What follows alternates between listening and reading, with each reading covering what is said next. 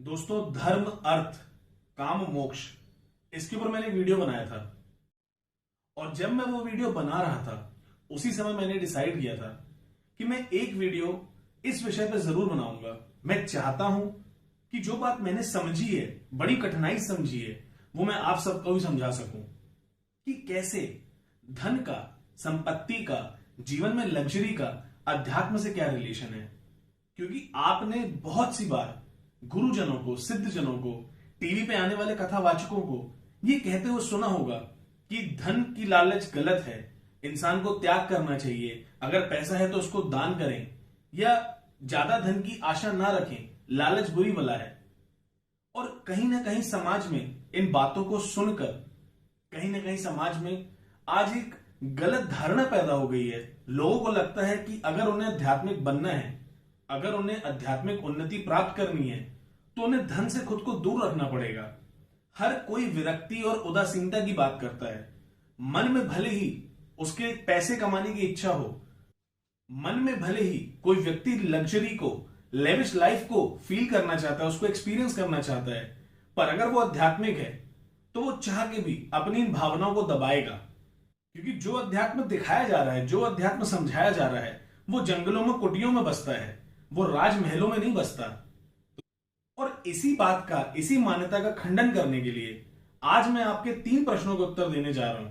सबसे पहले कि संपन्नता क्या होती है और अभाव क्या होता है। दूसरी बात कि संपन्नता या फिर अभाव, इन दोनों का किसी भी व्यक्ति के जीवन में अध्यात्म से क्या संबंध है। और अंत में मैं आपको आज यह भी बताऊंगा कि कैसे संपन्नता या फिर अभाव हमारे देवी देवताओं से, हमारे ईश्वर तत्वों से संबंधित है, और किस प्रकार संपन्नता या अभाव ने उनके जीवन में अध्यात्म को उजागर किया। हेलो फ्रेंड्स, मेरा नाम है जतिन और स्वागत है आपका मेरे चैनल द अवधूत आनंद में। अध्यात्म से जुड़ी सच्ची बातों को जानने के लिए, कड़वी बातों को बर्दाश्त करने के लिए अगर आप राजी हैं तो इस चैनल को सब्सक्राइब करें और मेरे चैनल पे जाके सारी प्लेलिस्ट को एक बार एक्सप्लोर जरूर करें। मेरा ऐसा मानना है कि आपका बैकग्राउंड अलग जरूर हो सकता है, लेकिन अगर आप अध्यात्म में रुचि रखते हैं, अगर आप आध्यात्मिक हैं, तो आपके मतलब का कोई ना कोई वीडियो आपको इस चैनल पर जरूर मिल जाएगा। दोस्तों, पहली बात तो यह है कि अति हर चीज की खराब होती है। हर चीज का एक बैलेंस होना बहुत जरूरी है, चाहे फिर वो संपन्नता हो या फिर अभाव हो। अगर अति में होगा तो कहीं ना कहीं या तो वो आपको बना देगा या तो पूरी तरह बिगाड़ देगा। और इसीलिए मैं अति के विषय पर चर्चा नहीं करूंगा। पर पहले ये समझ लेते हैं कि संपन्नता और अभाव होता क्या है। संपन्नता यानी पैसे का होना, जीवन में सुख सुविधाएं होना, धन की कमी ना होना, अलग अलग प्रकार के रिसोर्सेज होना। और अगर इसका तार्किक अर्थ देखा जाए तो संपन्नता का मतलब होता है आपके मन में जो भी भाव प्रकट हो रहे हैं, जो भी इमोशन आ रहे हैं, जो भी आपकी इच्छाएं हो रही हैं, आपका किसी चीज को खरीदने का मन कर रहा है, आपके मन में इच्छा हुई कि आपको एक अच्छा फोन खरीदना चाहिए, कोई नई गाड़ी लेनी चाहिए, नया घर लेना चाहिए। अगर आपके मन के भाव इन इच्छाओं की पूर्ति, इन इच्छाओं को समापन तक सक्सेसफुली ले जाया जा रहा है, तो आपका जीवन संपन्नता से परिपूर्ण है, आपके जीवन में लग्जरी है, आपके जीवन में सुख सुविधा है। और दूसरी तरफ अभाव का मतलब क्या होता है, जो अर्थ हम सब जानते हैं कि अभाव का मतलब किसी चीज की कमी होना, पैसे की कमी होना, जीवन में सुख सुविधाओं की कमी होना, संघर्ष ज्यादा होना, स्ट्रगल ज्यादा होना। पर इसका अगर तार्किक अर्थ समझें तो इसका मतलब होता है भाव के विपरीत, एक ऐसी चीज जो एंटी इमोशन है। अभाव किसी व्यक्ति का भी हो, वह उसको दबाता है। मेरे जीवन का अनुभव है, गरीबी से बड़ा दुश्मन आपका इस संसार में और कोई नहीं है। किसी भी चीज का अभाव हो, पैसे का हो, इमोशनल सपोर्ट का हो, रिस्पेक्ट का हो, जहां कहीं भी अभाव आएगा वहां आपका जो भाव है, जो आपके मन के इमोशंस हैं, वो दब जाएंगे। आपके मन में इच्छा जागृत होगी कि आज मैं ये चीज खाऊं। आपके मन में इच्छा जागृत होगी कि अब मैं 25 साल का हो चुका हूं, मुझे शायद एक बाइक खरीद लेनी चाहिए। या अब मैं 35 साल का हो चुका हूं, अच्छे खासे पैसे कमाता हूं, मुझे शायद अब एक कार खरीद लेनी चाहिए। लेकिन अगर आपकी जेब में पैसे नहीं है तो ये भाव वहीं का वहीं दब गया। हमारा मन विचारों की एक नदी है जिसका अपना एक बहाव है, और ये अभाव उस बहाव को रोक देता है। जो विचार बहने चाहिए वो वहीं रुक जाते हैं, वो वहीं ठहर जाते हैं। आपके मन में इच्छा जागृत हुई, कोई भाव आया और आप उसे परिपूर्ण करने में सक्षम हैं, तो वो बह जाएगा। वो भाव दबेगा नहीं, आपका इमोशन सप्रेस नहीं होगा। इन बातों से ना मैं आपको भोगी बनाना चाहता हूं, ना मैं आपको योगी बनाना चाहता हूं। एक आध्यात्मिक कुछ भी बनना नहीं चाहता, क्योंकि जो वो है वो उसी में रमने में विश्वास रखता है। अपने आप में रमने को ही अध्यात्म कहते हैं। और इसीलिए इन बातों को मुझे आपके साथ शेयर करने में किसी प्रकार का डर नहीं है, किसी प्रकार का डाउट नहीं है, क्योंकि अगर आप इस वीडियो को अंत तक देखेंगे, अच्छी तरह सुनेंगे, तो किसी प्रकार का डाउट न रह जाएगा और आप खुद, आपको पता रहेगा कैसे हम अपने जीवन की लग्जरी को, कैसे हम अपने पैसे को अपने स्पिरिचुअल अपलिफ्टमेंट में यूटिलाइज कर सकते हैं। क्योंकि भोग तो गरीब भी कर रहे हैं, क्या जिनके पास पैसे नहीं है वो भोगी नहीं है? मैं इस बात को नहीं मानता। दोस्तों, अब चर्चा करते हैं कि अभाव आखिर खराब क्यों है और कैसे जीवन में अभाव हमारे अध्यात्म पे बंधन लगा देता है और कैसे हमारे पुष्प को खिलने नहीं देता। दोस्तों, अभाव की सबसे बड़ी खराबी होती है कि जिस भी व्यक्ति के जीवन में गरीबी होती है, जिस भी व्यक्ति के जीवन में अभाव होता है, वह इंफीरियोरिटी कॉम्प्लेक्स को फील करने लगता है, यानी उसे पिछड़ापन महसूस होता है। वो व्यक्ति अपने आप को कई लोगों से पीछे मानता है, इसलिए कभी भी एक बड़े ग्रुप के साथ अपने आप को मिला नहीं पाता, अपनी भावनाओं को, अपने दिल के जज्बातों को लोगों के सामने अच्छी तरह रख नहीं पाता।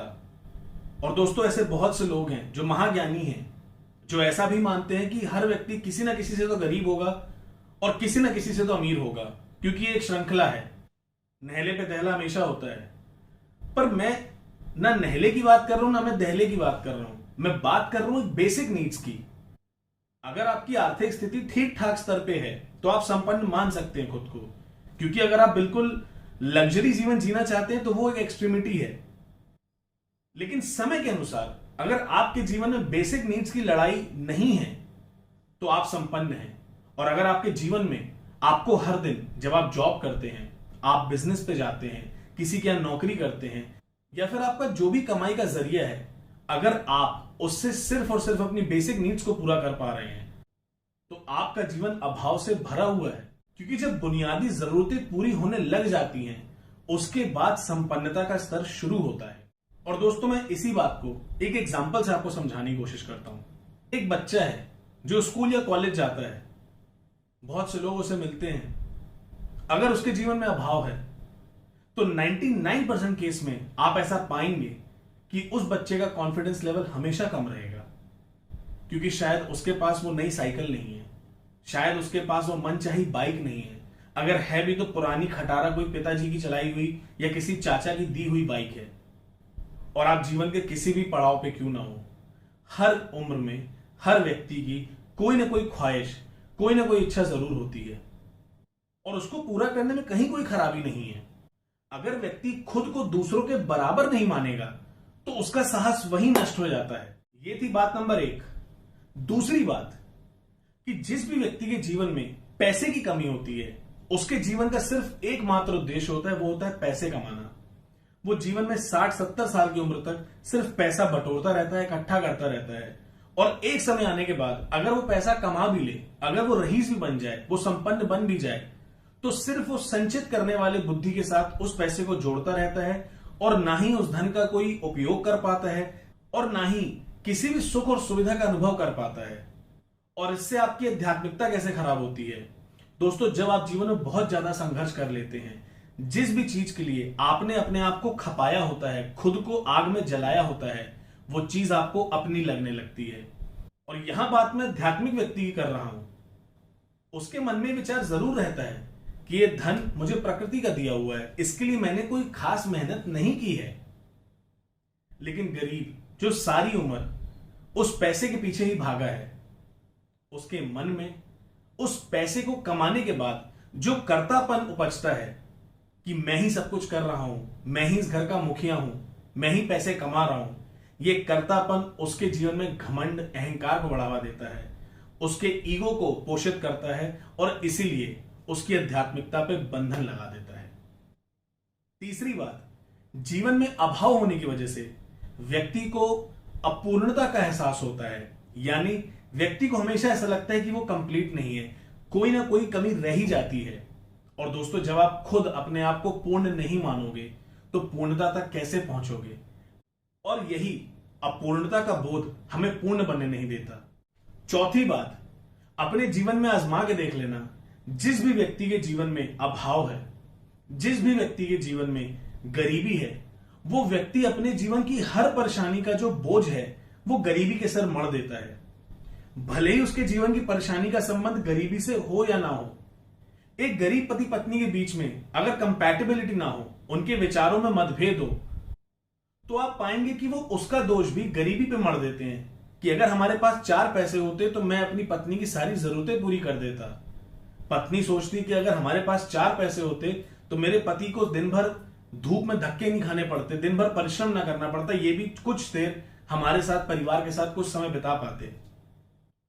और दोस्तों, बात कड़वी है पर सत्य यही है कि हर व्यक्ति जिसके जीवन में गरीबी है, उसने गरीबी को जकड़ के रखा हुआ है, उसने उसे एक सहारा बना दिया है कि जीवन में जहां कहीं भी मेरी इनकॉम्पिटेंस या मेरी अक्षमता का सवाल आएगा, वहां पे मैं अपने जीवन के दोष को गरीबी के सिर मढ़ दूंगा और अपने आप को उस दोष से मुक्त कर लूंगा।